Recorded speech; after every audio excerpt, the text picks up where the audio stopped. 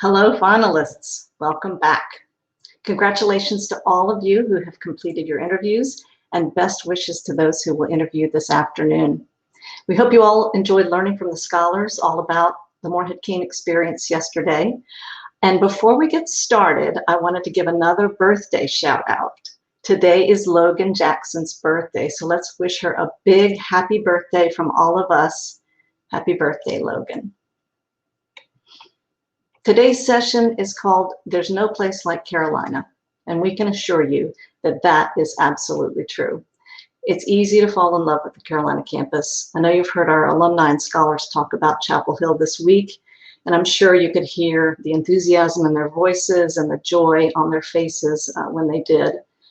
We have a famous alumnus of this university, the writer Thomas Wolfe, who said about Chapel Hill, "It was as close to magic as I've ever been." We're going to try to share some of that magic with you today, and we'll start with two short videos made just for you. The first is a message from our most recent Rhodes Scholar, Sarah McKenzie, class of 2020. Sarah's video is part of a collection of videos sent by scholars and alumni for us to share with you, and we're going to do that soon. The second is a video of campus made for you by a current Morehead-Cain scholar. Michael Marand, class of 2022, put together this video with background music by an awesome band called MIPSO. All 4 members of MIPSO are Carolina alumni, and 3 of the 4 are Morehead-Cain alumni. We hope you enjoyed this gift from Sarah, Michael, and MIPSO.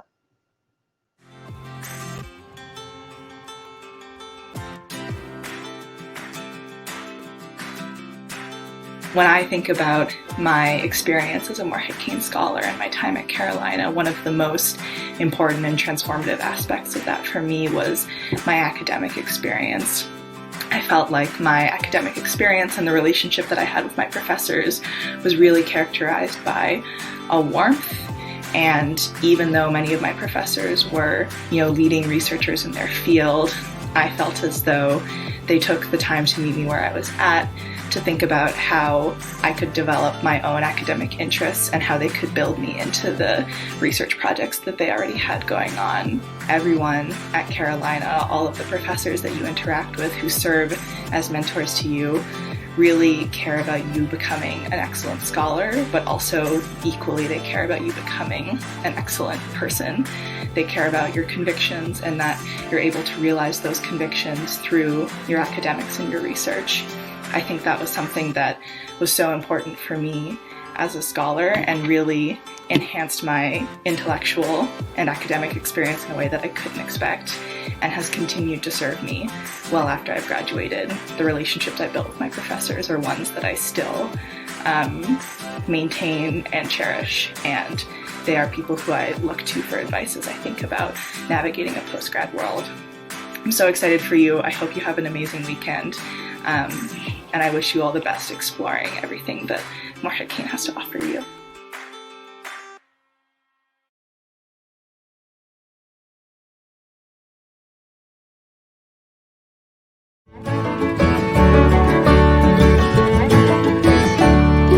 In 10 years I'll be older, maybe living somewhere colder, getting used to pavement under feet.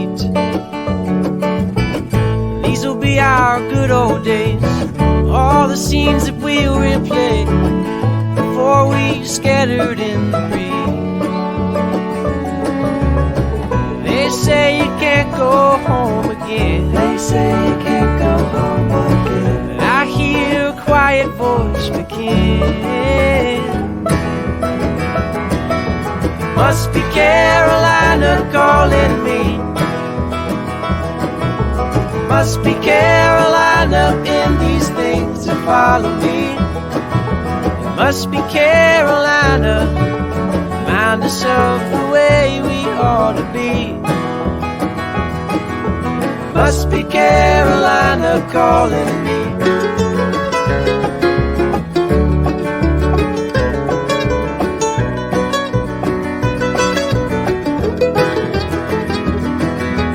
Must be Carolina calling me. Must be Carolina in these things that follow me. It must be Carolina reminding us how we ought to be. Must be Carolina calling me. Must be Carolina in these things that follow me. Must be Carolina reminding us how we ought to be. Must be Carolina calling me.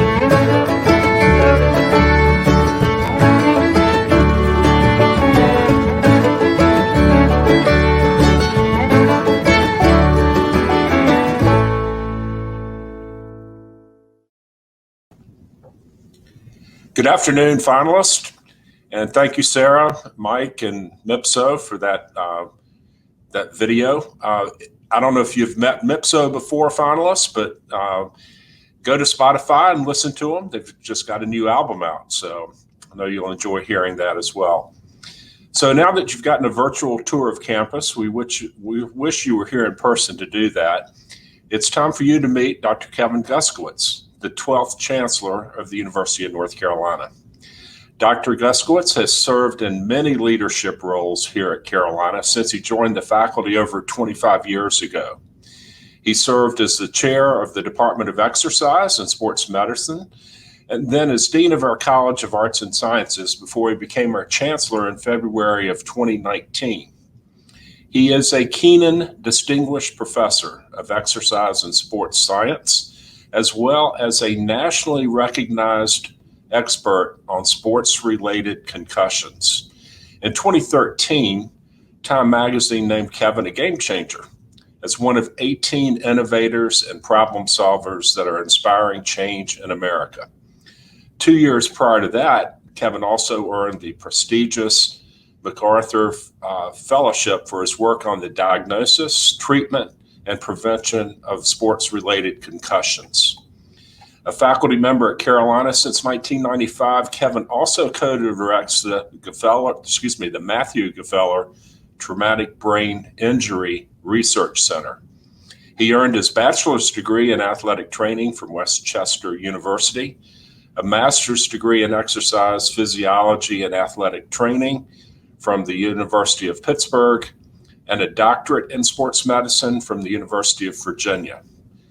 Since his installation last fall, Kevin has launched the Carolina Away program that supports first-year and transfer students in transitioning to college and to Carolina through an all-remote learning program experience. He's also implemented the Carolina Together testing program, which has conducted more than 65,000 COVID tests since mid-January of this year. While Carolina, like other universities, has faced significant challenges from the coronavirus pandemic, I have to agree with our governor, Rory Cooper, from the Morehead Class of '79, who said, "Kevin is the right person at the right time to lead the country's proudly first public university." Chancellor Guskiewicz, thank you so much for joining us this afternoon. Thanks so much, Chuck, and it's great to be with you, and a privilege to welcome the Morehead-Cain finalists on behalf of the University of North Carolina at Chapel Hill. The Chancellor has welcomed every cohort of Morehead-Cain finalists for the past 67 years, and circumstances require that we do this virtually right now, but I am hopeful that we'll be able to welcome you to Carolina in person soon. When you come to our campus, one of the first things you'll notice are these low stone walls that define the physical space on our campus. And I remember my first visit to Carolina just about this time 26 years ago. And I'd say that those low stone walls don't just define the physical space of our campus, but they describe our community and our culture. We don't conduct our research, our teaching, our learning in silos here at Carolina. This is a culture of collaboration. It's a unique part of Carolina's story. And we are dedicated every day to helping one another and working together to solve the grand challenges of our time. Chuck just mentioned that we are the nation's first public university. We are passionately public. As I say, everything that we do at Carolina is about improving humankind. Our mission is to serve the public good. We seek to both educate and improve the lives of the people of North Carolina, the nation, and the world by taking on these grand challenges and helping society to learn how to adapt to the challenges similar to what we've dealt with over these past 11 or 12 months with COVID. In fact, we've been one of the leading research institutions in the world guiding our response to the COVID pandemic. And we're leading the charge on making new discoveries in areas ranging from autism and cancer to HIV, to climate change, and to social and racial injustice. And we're doing more than just making big discoveries. We're working together toward our common goal of creating a more diverse, equitable, and inclusive community. And I think you'll feel that when you are here on campus. We're working to inspire a culture of listening, respect, and civil discourse. We have a new program in public discourse, and our students are engaged with our faculty and the surrounding community and scholars who come to visit campus to work on these issues. We're expanding our global impact, working to guarantee that a global education is available to all of our students. And we're growing our partnerships with businesses, nonprofits, and government to translate discoveries into practical applications for public use. If you look at the list of Morehead-Cain alumni, you'll see a group of people who've gone forward to accomplish great things in these areas and beyond.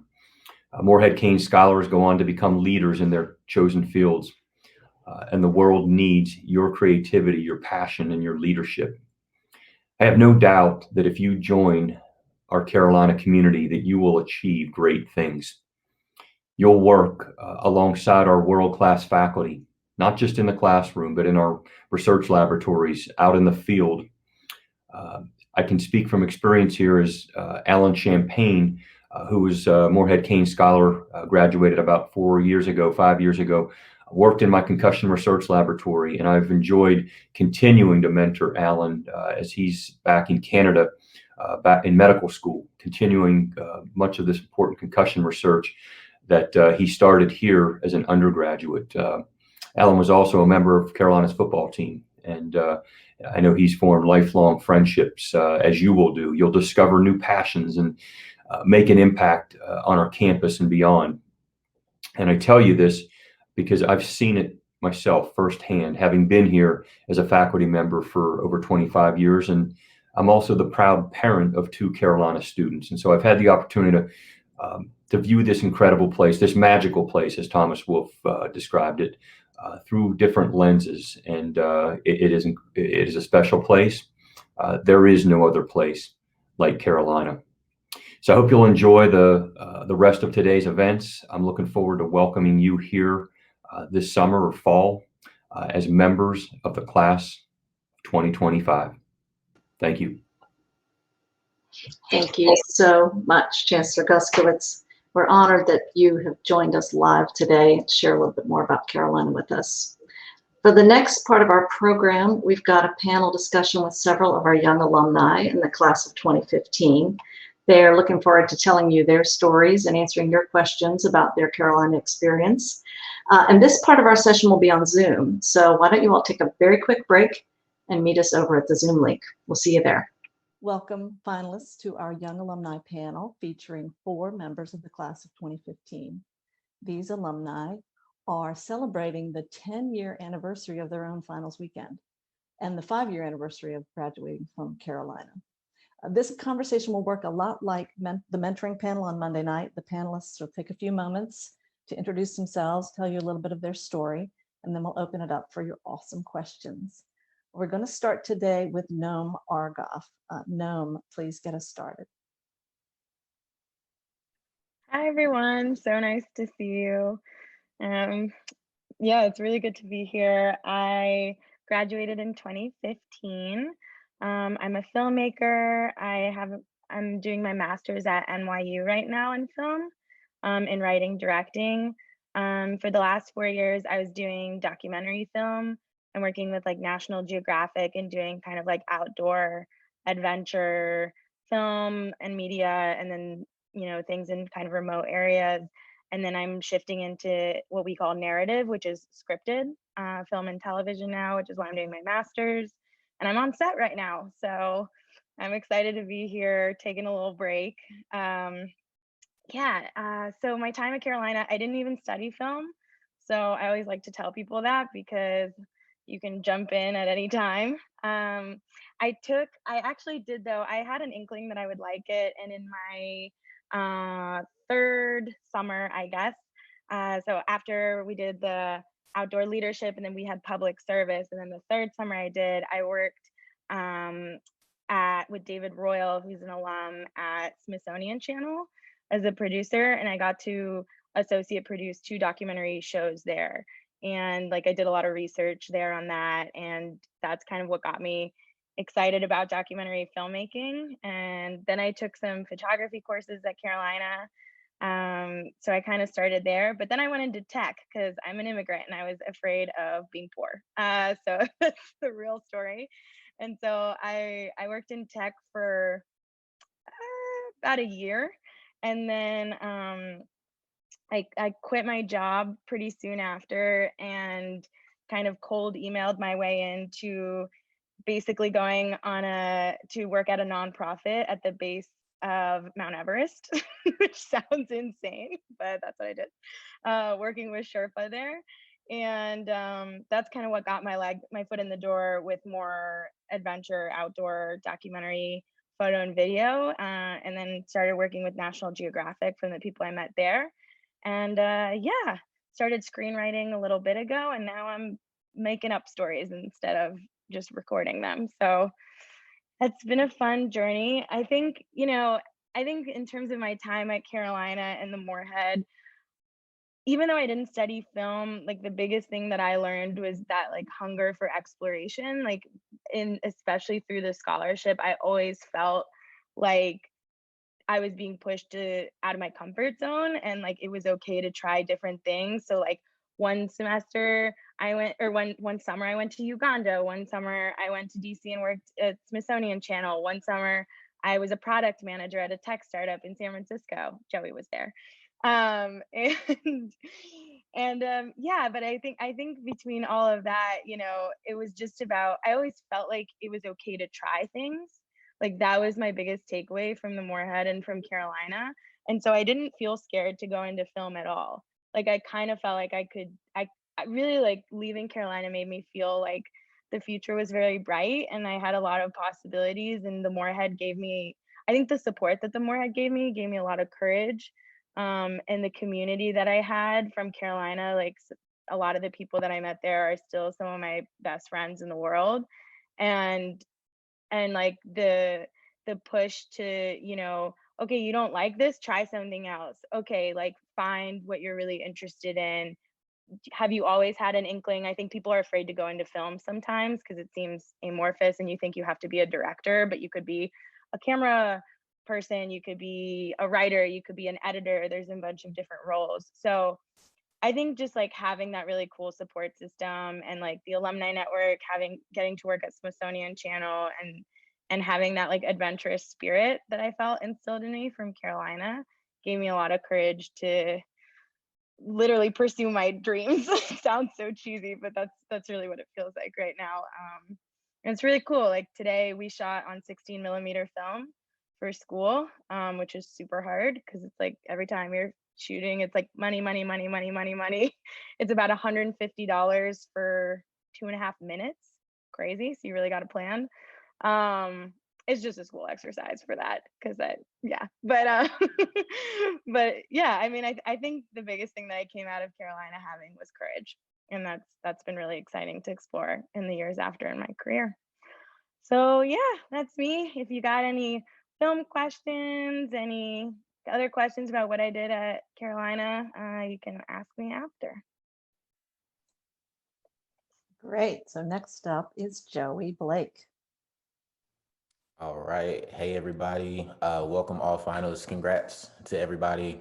As soon as they just said that it was 10 years since our finalist weekend, I kind of got freaked out a little bit. I didn't even realize it was that long, but I do remember being able to be there and the experience that weekend and being able to meet these people for the first time was a very, very special experience. So congrats to you all again. Yeah, so my name is Joey. I'm from Gastonia, North Carolina, which if you don't know where that's at, it's right outside of Charlotte. I usually have to clarify that for people. But yeah, so right now, I'm an attorney at the law firm Winston and Strawn in Houston, Texas. I was telling our Morehead-Cain family right before all the finalists popped on that I literally just got here yesterday. I was texting Mitten yesterday. I was like, "Yeah, I just landed in Houston." So yeah, I'm a fresh new Texan, I guess. But my journey to this point, really, the Morehead was central to me with my entire educational journey and getting to this point. So I know that Noam kind of, talked about her journey. After graduation in 2015, I actually moved to DC and worked for Oracle, the tech company. I worked in software sales for about 2 years. I did that primarily for the purpose of kind of stepping outside my comfort zone, because all throughout undergrad, I pretty much knew I wanted to go to law school. But actually my third summer experience, when I was in DC, I worked for the Public Defender Service for DC. And the two attorneys that I worked for told me, they said, "Look, we know you want to go into law. We're happy about that because we're lawyers ourselves, but you might want to think about taking a little bit of time off, working, traveling, doing something different, just to confirm whether this is really the career path that you want to take." And I think that that was probably one of the most useful tidbits of advice that I got, because taking those 2 years off and being able to work, being able to be in a different city, being 22 years old, fresh out of undergrad, and just trying to figure things out, I think that helped me a lot throughout my law school journey, and especially now going back into work. And so I did that. I actually wasn't hard-headed, tried to heed their advice, and yeah, it worked out. So I worked in DC for 2 years. Kind of quickly realized that sales wasn't exactly what I wanted to do in my future. And so pretty soon after, probably 6 or 7 months into working, started to look at things as far as the LSAT and stuff like that. Started to contact some friends that are fellow Moreheads, whether it's in our class or classes prior, that are lawyers, and was able to really give me some useful advice as far as the whole process goes. Ended up choosing Vanderbilt in Nashville, and so blessed. I thank God for blessing me to make that decision, because Vanderbilt is not Carolina, okay? But Vanderbilt is not Carolina at all. I will stand by Carolina as being the greatest educational experience I've ever had. But Vanderbilt is a pretty close second, especially as far as their law program. So yeah, I graduated last May, and COVID definitely put things on halt as far as me starting my career. But I start on Monday, so I'm really excited about that. And just kind of briefly touch on my summer experiences, because they had a huge effect on where my career is at now. My first summer, I did Outward Bound in Colorado and Utah. It's primarily a whitewater rafting course, so that was very fun. Learned a lot of things that I didn't know beforehand. My second summer, me and Benton actually were in Ethiopia, and I think about that trip to this day. That's still probably the most impactful, fun trip. That was my first time abroad. And yeah, me and Benton did a lot of, fun stuff together. So we definitely kind of really bonded over that trip for sure. And my third summer, worked at the Public Defender Service for DC. And my fourth summer, like Noam said, I was in San Francisco, and we were able to meet up and hang out a little bit. That summer, I actually worked for a tech startup. So you can kind of tell the thread about what makes the Morehead-Cain summer program and just the experience special is that, we really try to persuade and try to, encourage you to try different things, because that eventually leads to an opportunity that you might not expect later down the road. And it really does a lot of good things, just as far as, showing you what you love, showing you what you don't really love that much, and it can uncover some hidden talents, that you might not expect to find otherwise. So yeah, that's all I got. I don't want to talk you all to death, but I will hand it off to my friend Benton. So. Appreciate it, Joey. I'll give you a call after this. We definitely need to catch up. That summer was an amazing experience. And I think that's the word that everyone's going to hear a lot today is just the word experience, because everybody's on this panel was very different, mine included. And that's the beauty about not only just the Morehead-Cain, but Carolina in general, is that there's something for everybody. The opportunity to explore literally anything that you're interested in, and to potentially go in to a career path that suits those, those passions of yours and the skill set that you have. So my name is Ben Moss. I'm from Rocky Mount, North Carolina, from the 252 area code. So if I have any 252 folks up here, I would love to exchange numbers and chat. Happy to help any way I can. For me, I actually took a little bit of a different route. I ended up playing baseball at Carolina, ended up committing there in the sophomore year in high school, and was kind of exploring this program as, obviously a wonderful academic program. Was fortunate enough to get it.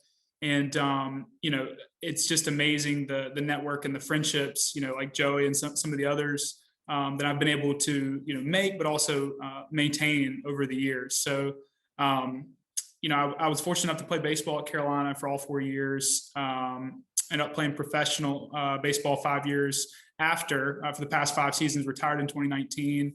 Have always been really passionate about entrepreneurship, business, economics. For some of you, that probably gels, and for some of you, you're probably going to sleep right now, and that's okay. There's plenty of stuff out there on main campus and business school, and kind of in between for everybody. So studied business, finance at the business school, economics on main campus.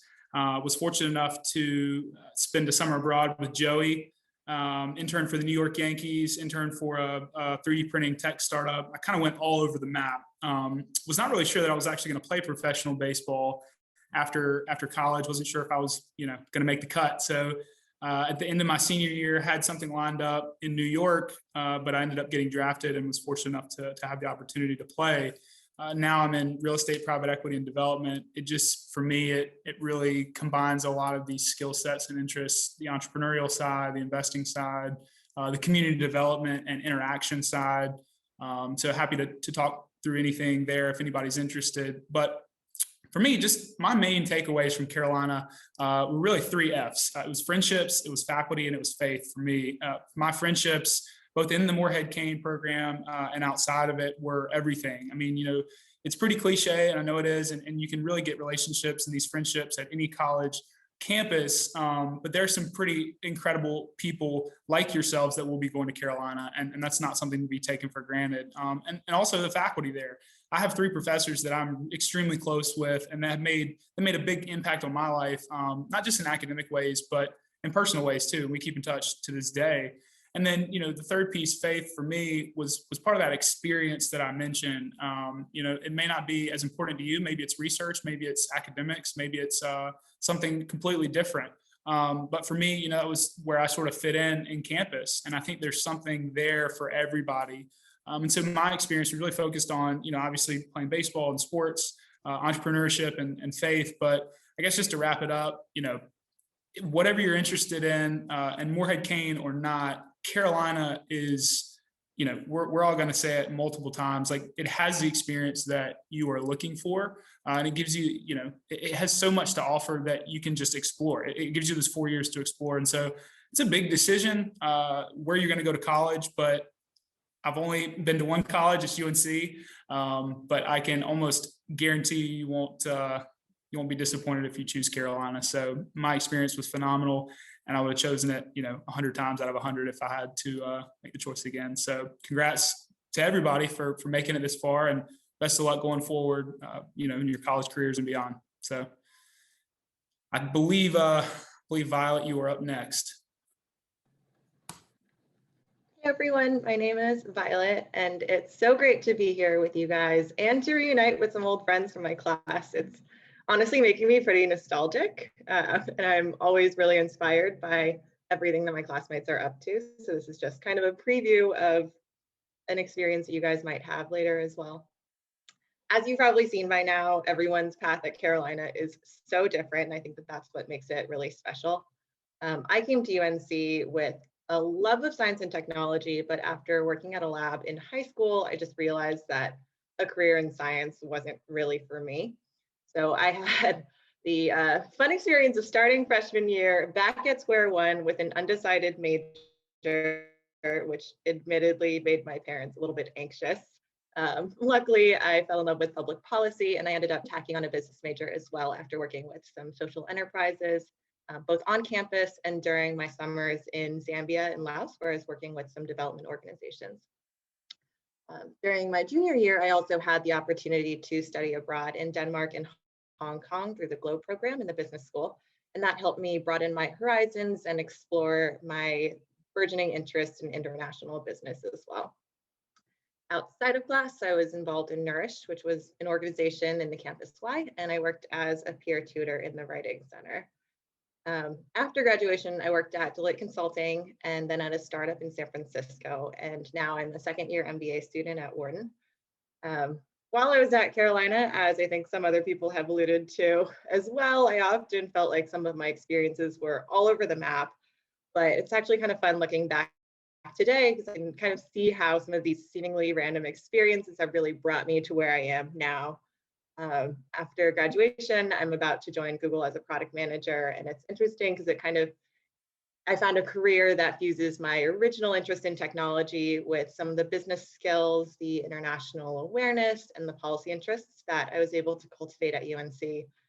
So as others have said, I'm super grateful for the amazing people and the freedom to explore that I really got as part of my Carolina experience. And I'm super excited for the journeys that all of you guys are about to embark on as well. Thank you, all four of you. Wonderful intros. And we have a lot of hands up, as you may or may not be able to see. And we're going to start. Eliza Van Lockern has a question for Noam first.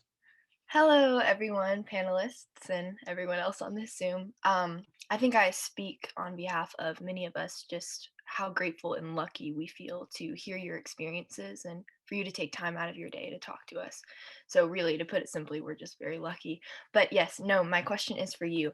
I was so fascinated and just enthralled by your story because I am a young photographer in Western North Carolina. And I struggled to get into the field a little bit for a while because it was so dominated by my male friends and just people that I knew otherwise, but the majority of them, I didn't see a lot of females basically. And I was wondering, I'm so fascinated by, I haven't heard of a lot of people taking photography classes at UNC. And I was just wondering if you would maybe touch on that and what inspired if photography helped fuel that hunger for exploration that you touched on earlier. Thanks for your question. Yeah, there aren't as many women, but we're working on it. So please join us. But the industry is getting a lot better, both for people of color and women. So it's definitely a push, and the more we have, the better. At UNC, we have a great photography program. I think it's, oh my gosh, this is like blasphemy past, Haynes Art Center that just came into my brain. I ended up spending a lot of time there when I kind of started getting more interested in exploring the arts at Carolina. And we have like Carolina Performing Arts, which was really amazing. And like I went to a lot of shows and plays. And then I had a lot of friends who are in, I wasn't in this program, but there's some program in the communication department, that a lot of my friends who are now like Emmy award-winning documentary filmmakers all came through that program. People like John Casby or Ora DeKornfeld were kind of our year, if you've heard of them, and they're all like New York Times, LA Times, like, they started more journalism, but now they're all filmmakers and they all went through Carolina. And there's some of my closest friends now like in the industry, but we also spent so much time together in Carolina. So it's kind of funny to see us all take different paths. My path was really different. I studied political science and peace, war, and defense, but I think even through that, I was like really interested in people's stories in the world. And I felt like there were so many outlets for that at Carolina that even if I didn't study film specifically, there were so many ways to like practice writing or get curious or practice visual arts. I love our photography department, though. I wish I had taken more than like 2 classes, but c'est la vie. Everyone has their own journey, so no stress. Okay, great. Thank you so much. Thank you for that great question. Next up is Yenny Ma. Hi all, so this is directed at all panelists. I was wondering if you have any advice for both balancing the immense opportunities that Morehead offers to everyone and also just finding like a specific focus. Since I think I speak for a lot of finalists, we like to take on a lot of things, we like to explore, but I was wondering how should we balance that? Yeah, I can kind of chime in on that. I think that was one of the toughest things to figure out coming in as a freshman at Carolina, because you all are very high achievers, obviously, and so you're used to being able to balance a lot of things, kind of, with high school and extracurriculars and stuff like that. And things are a little bit different kind of once you get to Carolina. You have to adjust to, the course load that you're taking, and you have a lot of different things going on. And so my personal biggest advice would be to just give it a little bit of time. Don't expect for the first semester for you to have everything down pat and for everything just to come together. It might take a little bit longer. I know for me, it did. It probably wasn't until midway through my second semester and really the beginning of my sophomore year that I felt comfortable balancing things. And really after I went to Ethiopia, that trip in itself kind of taught me how to kind of juggle things, but not to overburden myself. And so you kind of get a natural kind of feel for what's too much and what's just enough. So yeah, just kind of give yourself time. Yeah. Great, thanks, Joey. Harrison, Russ, you're up next.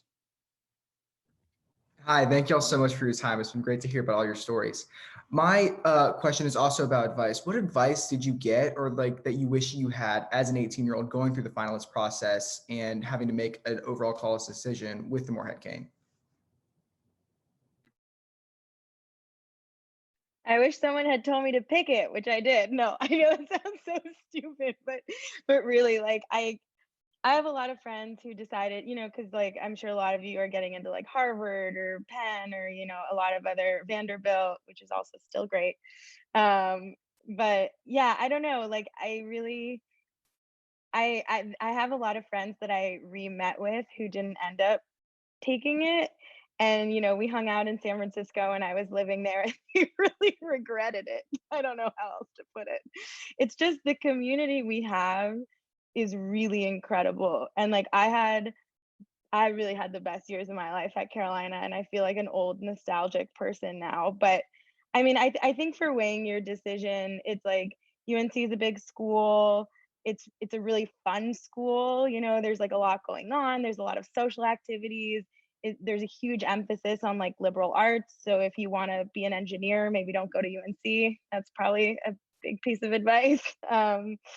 But I mean, I think like ultimately, yeah, I don't know. It really feels like the best decision of my life. I know that sounds cliche, but I guess just weigh what you're interested in and weigh it against what UNC has to offer. But it was really nice to see. I always felt like the Morehead kind of like pushed me to like I was, I studied poli sci and then I was like, oh, I wanna do a documentary internship. And no one was like, what? They were like, oh, great. Okay, here's a connection. Go ahead, do that. It was amazing. So I don't know. It sounds like I'm a plant, but I'm not. I really mean it. I would take it if you get it. Great, thank you so much. Thanks, Noam. Next up is Willow Yang. Hi. I think first of all, I wanted to say I saw this in the chat, so a lot of people have been saying it, but I just wanted to say thank you so much for taking the time out of your really busy schedules to come and talk with us. We're really excited. But my question is, we've heard a lot from you guys about, traveling across the country and, getting all these incredible opportunities. But I was wondering actually a little more about what campus life was like. I think Joey put some stuff in the chat as well about it, but I wanted to ask a little bit more about, what was it like on the daily to be a Morehead-Cain Scholar?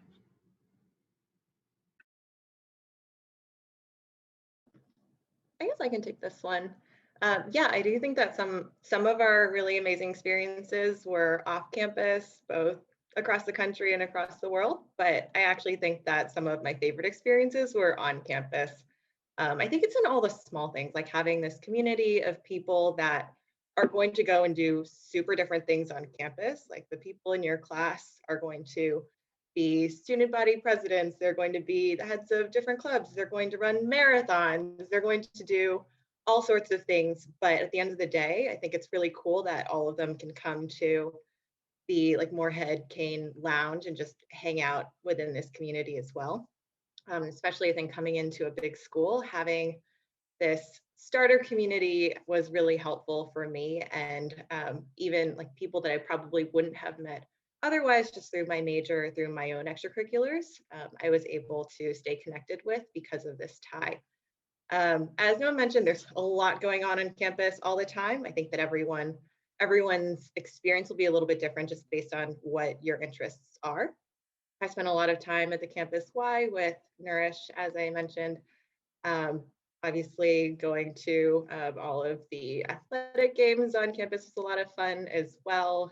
Just hanging out in the pit and seeing people walk by. So every day is a little bit different, and it's really energizing. But I think that what sets the Morehead-Cain experience apart is that you get a little bit of like all of these worlds through all of the connections that you make through this community. Yeah, I would just add to that, to what Violet said, that, name me another university that has as great of a reputation sports-wise as it does research-wise, as it does academics-wise, as it does Greek life-wise, as it does social justice-wise. You'd be really hard-pressed to find one that has all of those different activities and reputations that you can combine in your own personal way. And to me, both my parents went to NC State, actually. And so it was a pretty big deal when I chose to go to Carolina, both for sports, for the purpose of playing baseball, but also academics. That was a pretty big break. We have a long lineage of Wolfpack folks in my family. So just keep that in mind. There is something for everyone, and the combinations are infinite in nature. And that's from just a non-Morehead sort of standpoint, just Carolina in general. I just can't stress how unique the experience is. Thank you both so much. Awesome. Sarah Crow is up next. Thank you, guys. So this is for all the panelists. Could you speak on how Morehead-Cain's culture of, pursuing self-discovery and championing the journey, having that intentional serendipity carried on after you graduated, and how you lived, these well-rounded but extraordinary lives, and how you were intentional about that?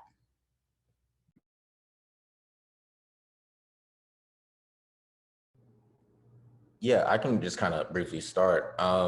And that's a great question, by the way. That's a really good question, because it's something that I think about often. I think through every stage of my life after graduating from Carolina, I've always taken the lessons that I've learned being a Morehead. Not just the things that I learned and experienced during, the summer programs and stuff like that, but really being able to meet, all of these great people. We talk about the lounge and stuff like that. I think those type of things that the Morehead offers is more so symbolic of the family that it creates. And for me, family is kind of the theme of Carolina in the Morehead Foundation, just kind of in a nutshell. And so I often think back to these experiences and say, okay, I was able to get through this. I was able to get through a 16-day outward bound trip as a 17-year-old just graduating from high school. So I think I can do this, and so really kind of reaching back in that memory bank and taking, the things that you learned and persisted through, the people that you've met and stuff like that. It kind of gives you I guess a sense of encouragement, to pursue the next big thing. And again, we can't stress enough that the Morehead really encourages you to step outside of that comfort zone. And I think for me, as I reflect back on the past 5 years, I think I've done a pretty decent job in kind of doing that. And the Morehead has been a huge, huge factor in doing that. So. Thank you. And Leah Casano-Boris has a question for you. Hi, everyone. So obviously a common theme of the morning is exploration and diverging from your intended path of study. Noam and Violet, I especially resonate with your stories because I'm a student currently interested in STEM and biomedical sciences, but I also see myself diverging and pursuing art and creative writing as an undergrad. So my question is, like, as a girl who'll probably be dodging around multiple interests in college, how do you overcome that tension holding you back from like pursuing the arts or diverging from your initial academic intentions that you felt kind of comfortable in your whole life previously? I mean, I think, oh, sorry, Violet, I'll go real quick. I mean, there's really no better time to pursue art than having a free scholarship, I would say, you know? It's like, it's kind of the best time. It's never gonna happen again, I think. So it should give you that feeling of a safety net, you know? You could really, there's no pressure on you. And I don't know if Discovery Fund is still happening, but that was something that was when I was there. You know, I would have loved to have used that on a film if I had thought of it at the time, or on an art project. But I also think like universities provide free gear, free, whether it's painting or equipment or whatever it is. So it's like kind of everything is free. So it's never going to happen again. So it's the best possible time to try that, I think. I don't know what Violet thinks. Yeah, I totally agree. It's actually interesting because I was in a similar position because I do have this passion, a personal passion for art as well. And what I would probably say is that there's room to explore both of your interests as well during your time here. This is actually a new program that came out when I was maybe a junior, but I think there's actually a minor in art now too. And you'll see a lot of people maybe having like very divergent majors or minors because they're trying to explore these different areas of their passions. And I think that Carolina actually makes it really easy for you to be able to pursue interests on a lot of different fronts at the same time. But I also definitely second what Noam was saying about the Discovery Fund. I feel like I underutilized that, but people did really interesting things with it. They like took, I don't know, glass blowing workshops and stuff, things that weren't necessarily within their realm of study, but that they were just personally interested in. And it was such a cool thing to hear about, a really cool opportunity. So I would take advantage of that from the Morehead program as well. Thank you, guys. I'll look into the Discovery Fund. Awesome. Next up is Mercy Atacola. Hi, and thank you all again so much. Thank you for your honesty and sincerity in answering all of those questions. I think that you've all talked about empowerment, how the Morehead-Cain has empowered you to empowered you in your life beyond your life, Carolina. So I guess my question is, how do you see Morehead-Cain students in implementing systemic change throughout the Carolina campus, and in your time at Carolina and even after your time at Carolina, and how do you see the Morehead-Cain Foundation supporting those students in such systemic change? Can you guys hear me? Oh. We can hear you. You're going, yeah. You're going a little bit in and out. It sounds like a little breaking up. Did the panel get the question? Okay, awesome. Dive in, whoever would like. Thanks, Mercy. Yeah, we got it eventually, but thanks.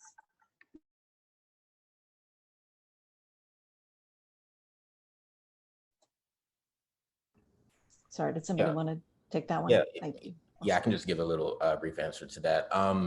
Yeah, I always found that the Morehead-Cain Foundation was very supportive in taking care of its scholars from all kind of points of view. So when you look at systemic change on Carolina's campus, beyond Carolina's campus, I know when we graduated, there were kind of more kind of social justice movements on campus kind of brewing up or starting to, but I noticed after we graduated that there were a lot more things going on campus, you know, which was encouraging to see as far as student-led movements for social justice and things related to that.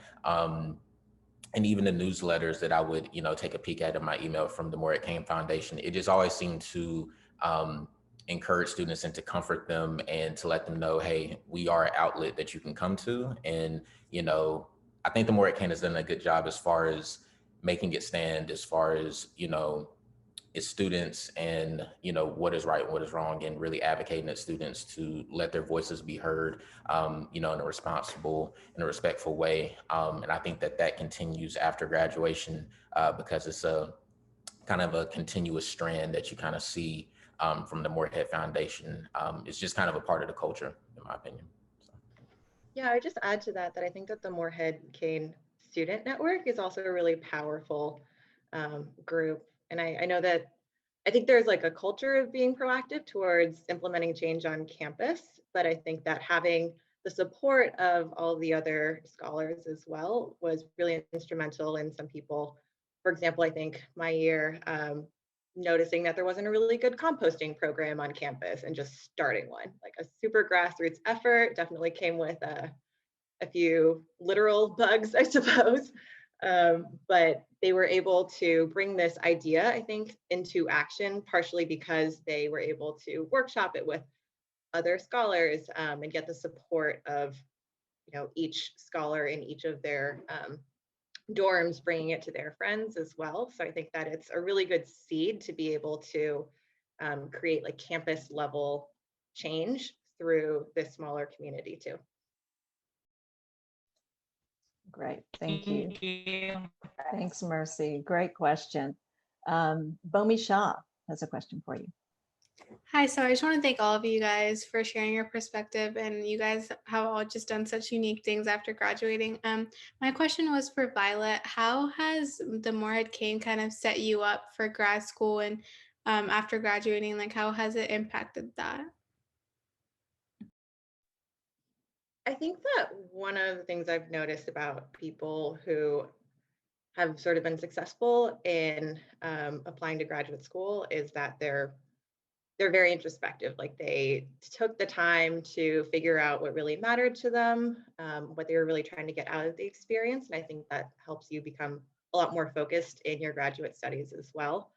And I think that the Morehead really cultivates this love of introspection in a way that a lot of other organizations and places that I've been don't necessarily prioritize. So I think that by starting at a young age and really being forced in some ways to evaluate what you want to do with each summer and what really matters to you, like how you want to make a change.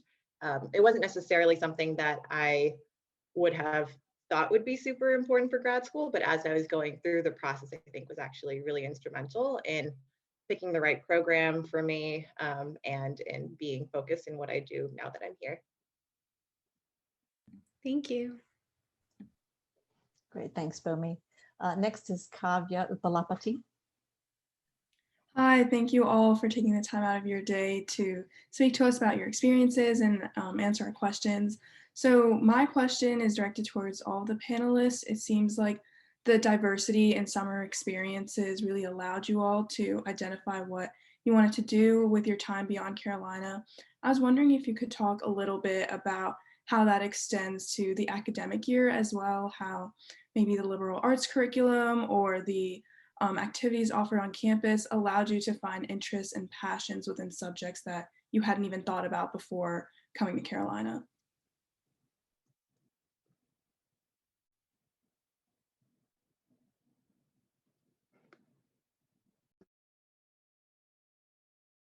I'll go. Yeah, I mean, I think so. I'll just run through what my summers were because I feel like that's always what I wanted to hear when I was a finalist. So my first one was Outward Bound, and I put it in the chat too. It was Outward Bound rock climbing and mountaineering. I called them and I asked them what the hardest one was because I'm stupid, and they were like, "It's this one," and I was like, "Great, I'm gonna sign up." And it was so hard. It was insane. So I suffered a lot, but that's what got me into like rock climbing and mountaineering, which led to my outdoor adventure filmmaking stuff. So it all is connected. My second summer, I think it's changed now, but it used to be like public service. And I went to Uganda and worked at TASO, which is the aid support organization. We were working in international development. And then my third summer was Smithsonian Channel in DC. And then my fourth summer was at a travel tech startup in San Francisco. So very, very, very different. And I think, like each time after I tried something over the summer, I ended up bringing it back to Carolina. I started Carolina, I went to the rock climbing gym. Then like I did, my public service summer in Uganda, I came back, I got more involved in the campus Y because I felt really connected to like social justice work at that point. And then like started taking photography classes after documentary year. And then I got involved with, I don't know if it's around anymore, but it was something called the Cube, and it was like this entrepreneurship program.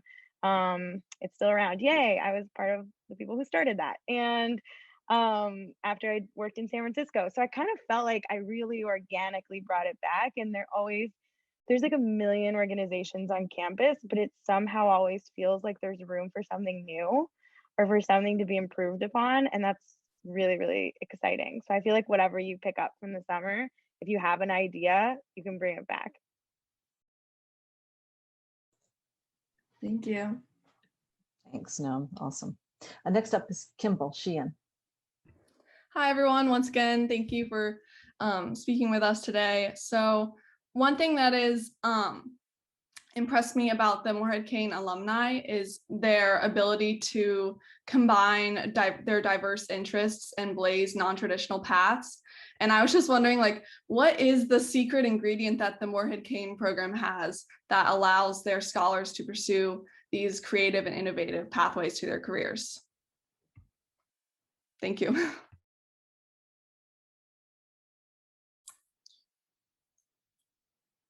I would just say, without being crass, it affords you the ability to explore, first off. And the second piece is the network, which is only just increased in not just monetary value, but value in terms of like personal connections and getting to sort of the next step of where you want to be and looking at people's careers, their personal, their professional lives, and understanding and asking that question of like, I could see myself liking what they're doing, trying to get there.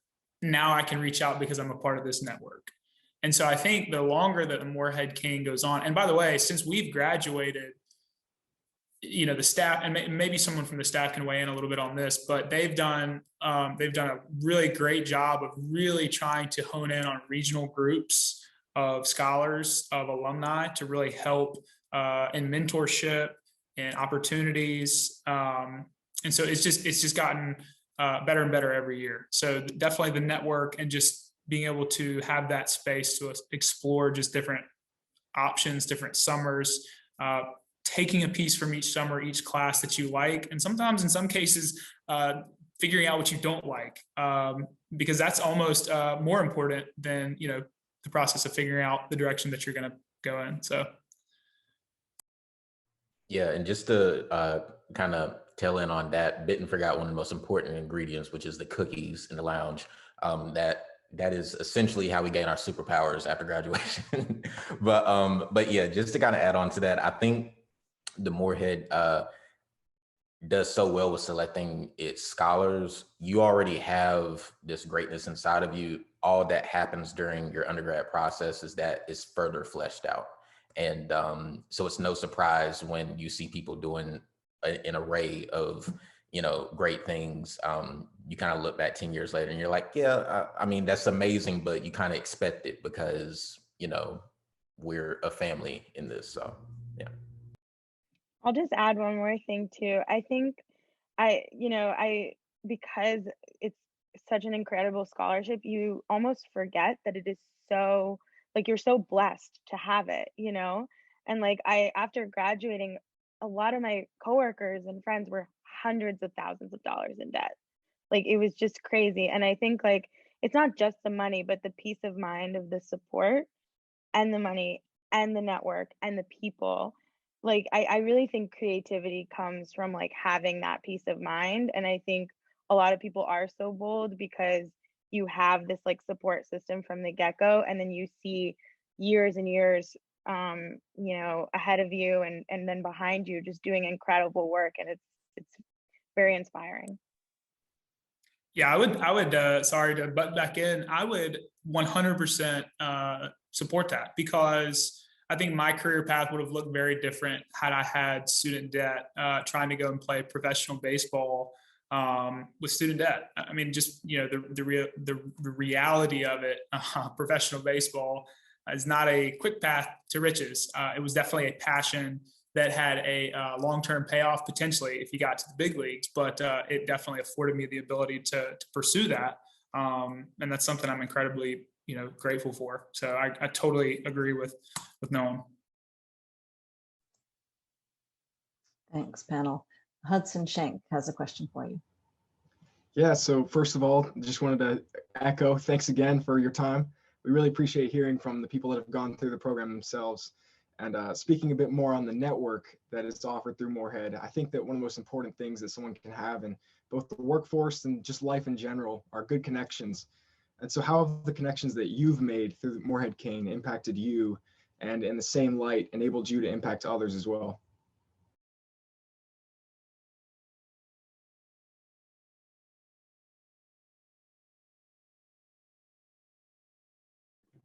I guess I can go.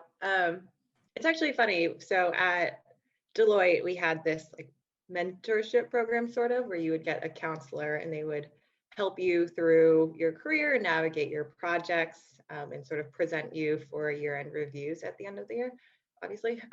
And my mentor actually ended up being another alumni from UNC and also another Morehead-Cain scholar.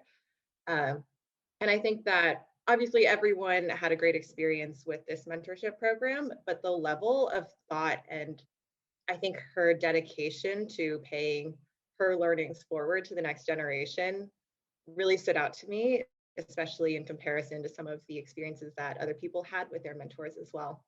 And I think that that's just so baked into not only the Morehead, but really the Carolina community of, having this amazing experience and wanting to give back to the next generation that in all the organizations that I've gone to since, I think that Tar Heels are just really looking out for others and are always looking for opportunities to help them wherever they can, whether that's taking a coffee chat or whether it's helping you get on the projects that you really want to get onto.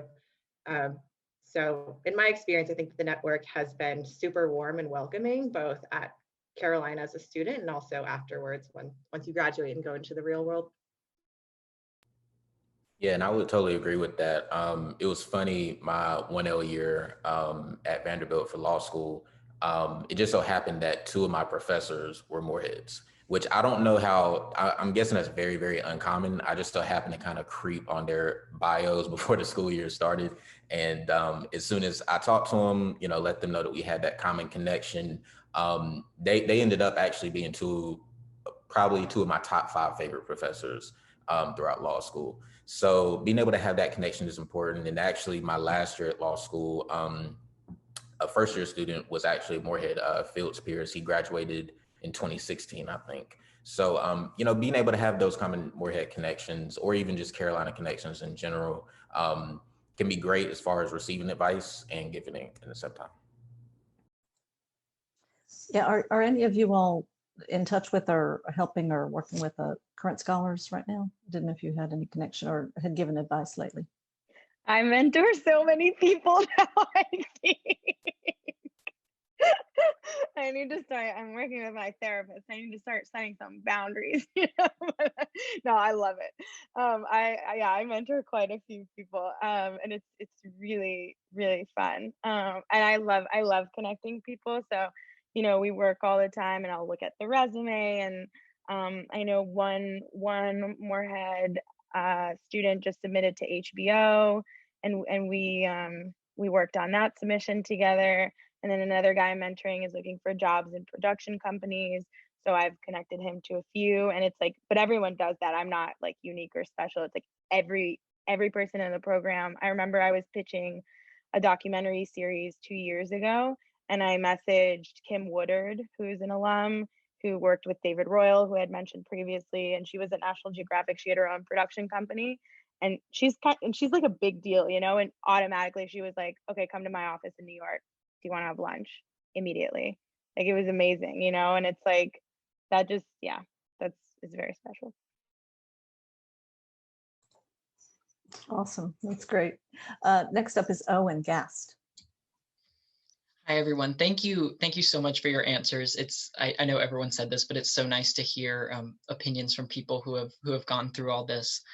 So my question, I found it kind of interesting that the Morehead Foundation and UNC are separate entities, that the foundation is actually, you know, a separate program. But I think they go so well together in that UNC just has this abundance of opportunity, and the Morehead affords the freedom to explore that as much as you want.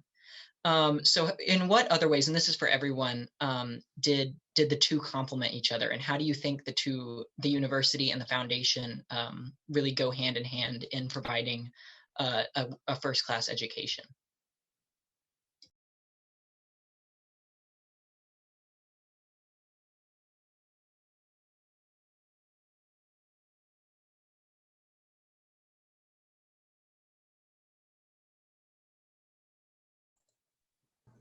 So I can just, I guess, kind of say a little bit. I don't know if any scholars know the kind of inner workings as far as how the university and the Morehead are, you know, kind of work hand in hand. But the thing that you could kind of feel and that you did know throughout your time kind of at Carolina as a scholar is that the university, you know, wholly supports the Morehead-Cain Foundation and its endeavors. And yeah, I mean, it's really kind of like a, I mean, I kind of want to call it a symbiotic relationship, but it's very, very close knit. And so the things that you do kind of university wide would always kind of get around to the foundation.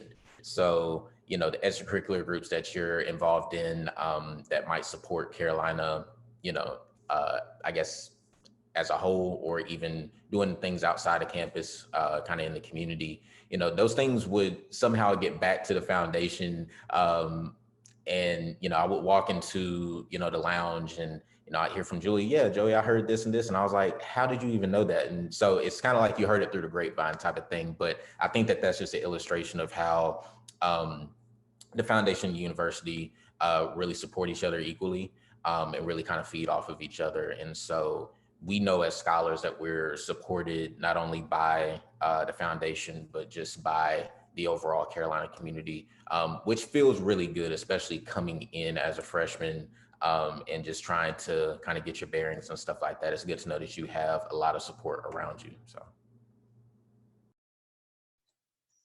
Awesome. Great. Thanks Thank you so much. Thanks, Owen. Next up is Lexi Bourne.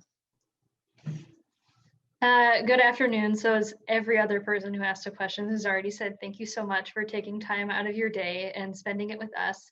My question is specifically for Joey. I'm an aspiring attorney myself, so I really keyed into that part of your story. And I was wondering if you could talk a little bit more about how the Morehead-Cain helped you prepare for law school and then going into the law field. And also what you mentioned earlier about specifically taking some time off in between and what that time off taught you as well. Yeah, thank you. I was hoping that somebody was going to ask me that. So yeah, I knew coming into Carolina that law school was, you know, the most likely end for me, that, you know, that kind of main goal. The thing is that Carolina doesn't have an official pre-law track or program. And so I was trying to think of other majors that I was interested in, and political science is what I stuck to. So that was my major. And I love the political science class that I took at Carolina. I think that getting ready for law school, you can really take an array of different liberal arts type of majors. Kind of looking back on it, probably the most useful major is political science, English, philosophy is pretty useful as well, you know, but even a lot of people that did journalism ended up coming to law school, or, you know, were business majors. So you can try an array of different majors that'll be useful because number one important thing, especially as a young attorney, is knowing how to write.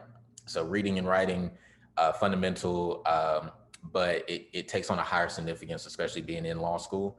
I think the Morehead was just super influential really every step of the way of my journey, because I joined the Attorney General staff on campus, I believe the beginning of my sophomore year.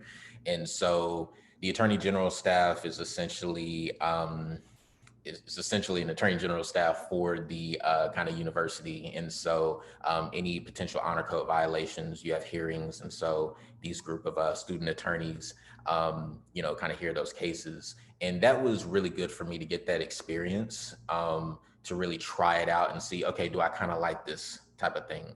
And my third summer experience at the Public Defender Service, I actually got that opportunity because I talked to another Morehead who is currently clerking in the Southern District of New York. He graduated from Columbia Law School.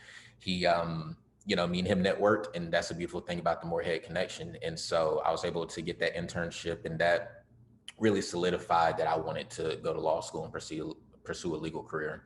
And as far as your last question goes, I think that the biggest benefit to me of taking time off was really learning more about myself, and solidifying what my interests were, because there's a huge world out there. I mean, you've heard from all of us, we've taken very different career paths. And even, when you're a senior in undergrad, you might still not know exactly what you want to do until you kind of take that first step out into the real world. And so for me, being able to work a little bit really showed me a lot of things about myself and solidified, hey, law school is what I want to do. It's what I've always wanted to do. So let me go ahead and bite the bullet, take the LSAT, do all that fun stuff. And yeah, so I think the Morehead really was one of my main sources of support, and really learned a lot as far as, the steps I needed to take to get where I'm at today. Thank you so much. Ella, were you going to jump in with a follow-up? Yes. Hi. Thank you for talking all about your experience with law. As a fellow aspiring law student, I have a couple of questions that kind of bouncing off of what Lexi was asking.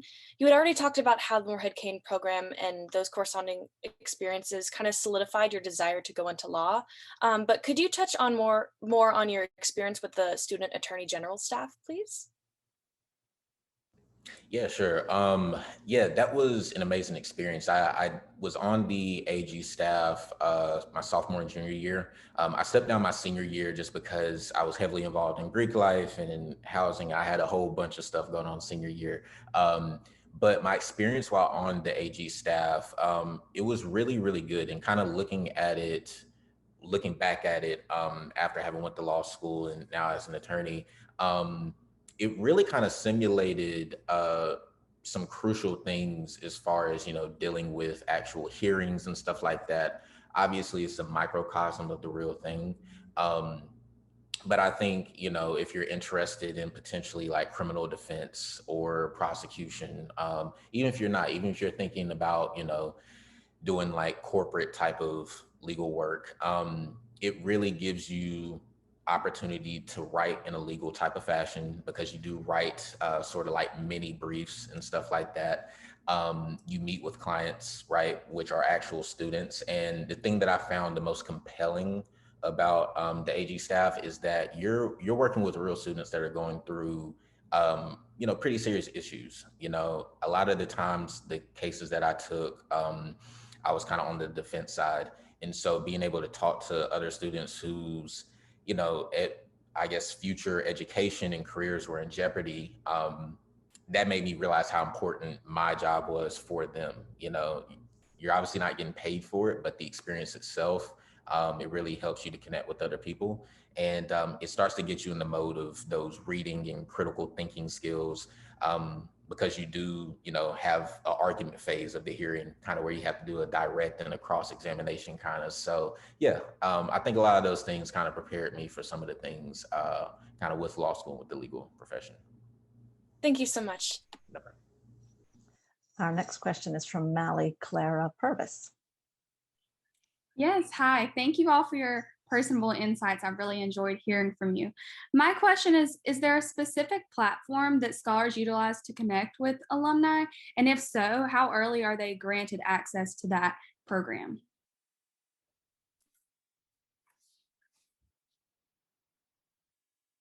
I think this is probably a good question for Brendan.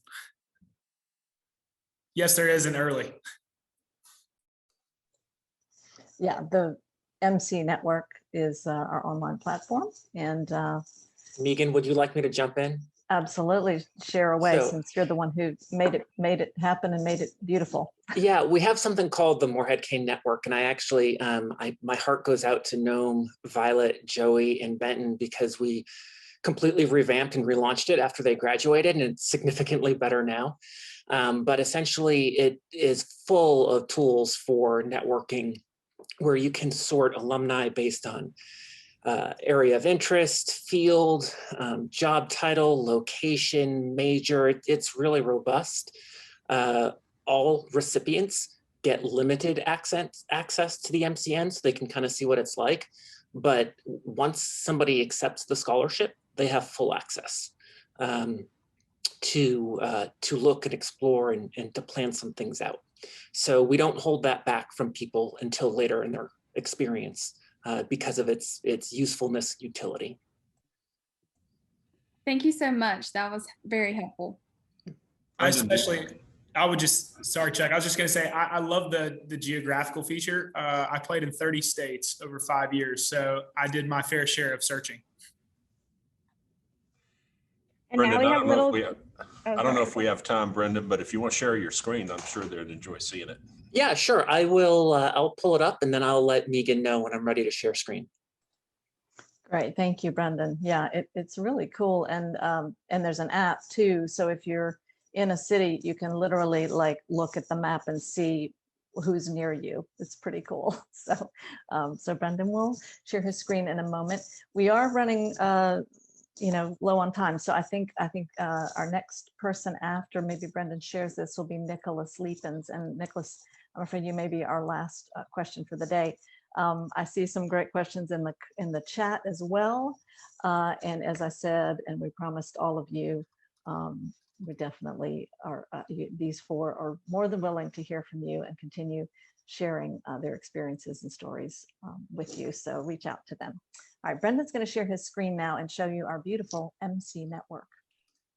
Yeah, I'll keep this quick. There's always some danger to doing a live website demo, so hopefully Carolina's Wi-Fi, stays true here. But this is essentially the MCN. There's a lot of things in here for current advisors.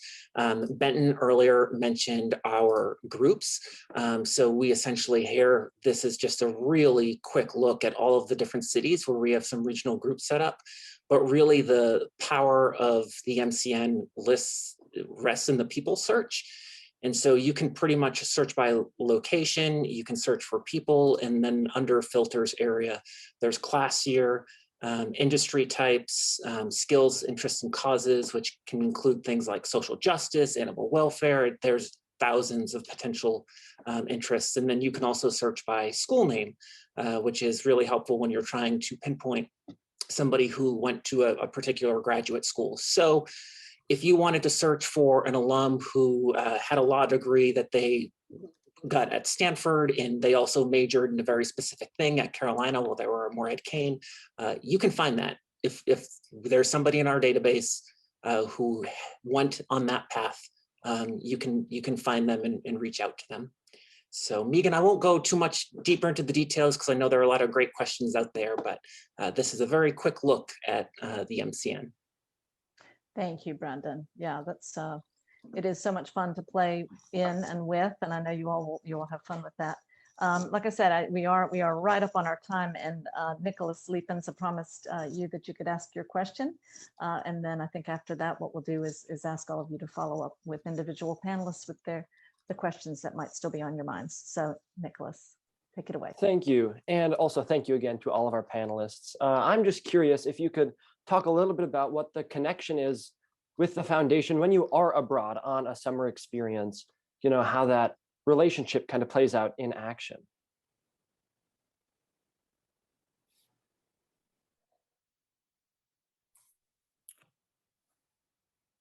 Yeah, I'll take this one, and I'm sure there will be some follow up here. But I think this may not be what you were expecting to hear, but I think the good thing about it is that they're not overbearing. They really want it to be your summer, and they want you to really take full control of the summer and to make it yours. There's a lot of pre-planning for wherever you're going. I mean, a lot of folks go in, developing countries, and I mean, all over the world. I mean, Joey and I went to Ethiopia, and we traveled all over Ethiopia. So, they certainly take safety very seriously, but there's a lot of, pre-planning and preparation for the summer, but again, not super overbearing. During the summer, they want it to be yours. They want you to have an amazing experience. And there's a follow-up when you get back. And it's been 5 years since we've done one of these summers. So I'm going to have to throw it to Joey, Violet, or Noam on some of the follow-up stuff that we actually did. But it's not overbearing, but they definitely help you plan it, prepare for it, and get ready to have an amazing summer. Yeah, I agree. I remember, I think before we went to Ethiopia, a bunch of people were gathered in the Morehead Lounge, and we were filling out different safety forms and stuff like that. And, we had to get certain type of immunizations and stuff like that. So the Morehead definitely makes sure that you are prepared for whichever experience you're about to go to or encounter, or whichever country it is. And just like Benton said, in no way are they overbearing. So they're not like parents that are going to call you every night.